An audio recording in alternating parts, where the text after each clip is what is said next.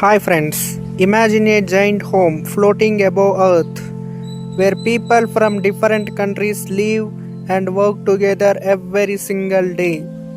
A place where sunrise happens every 90 minutes and where science experiments happen while our planet spins below.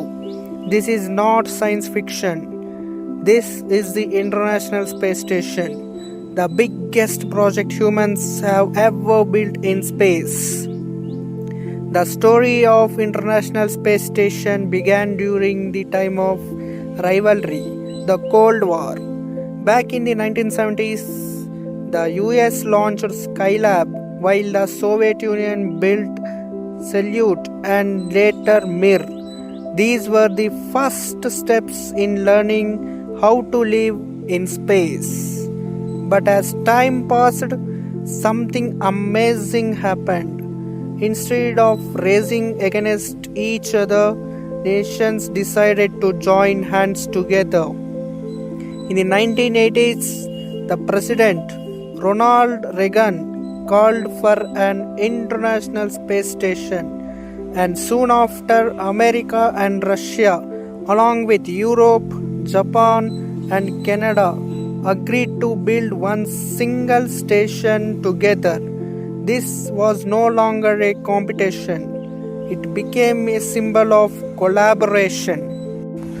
On November 20, 1998, Russia launched the first piece of station called Zarya, which means sunrise. Slowly, more modules from different countries were added, like puzzle pieces connecting in space.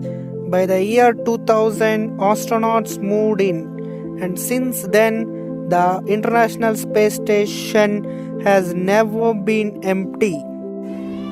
People have been living there for more than 2 decades. The International Space Station, or ISS, is massive. It's about the size of a football field with huge solar panels that spread out like wings. It orbits Earth at around 400 kilometers above us, moving at 28,000 kilometers per hour. That means it goes around Earth 15 times every single day. Imagine seeing 15 sunrises and sunsets in just 24 hours. Living in International Space Station is very different from life on Earth. There is no up or down. Astronauts float everywhere. To survive, they use special systems that recycle almost everything. Water comes from condensation, sweat, and even urine. Oxygen is created by splitting water molecules. Nothing goes to waste. Astronauts also exercise for about 2 hours every day because without gravity, muscles and bones become weak. Even eating food is fun. They have to catch floating bites before they drift away. But the ISS is not just a home, it's also a laboratory. Here, scientists study how living in microgravity affects humans, plants, and materials. They test new medicines, grow food in space, and even study the universe using advanced instruments like alpha magnetic spectrometer, which looks for clues about dark matter. Some of this research has already helped life on Earth, like better ultrasound machines, treatments for bone health, and new ways to grow crops. The ISS is like a busy airport in sky.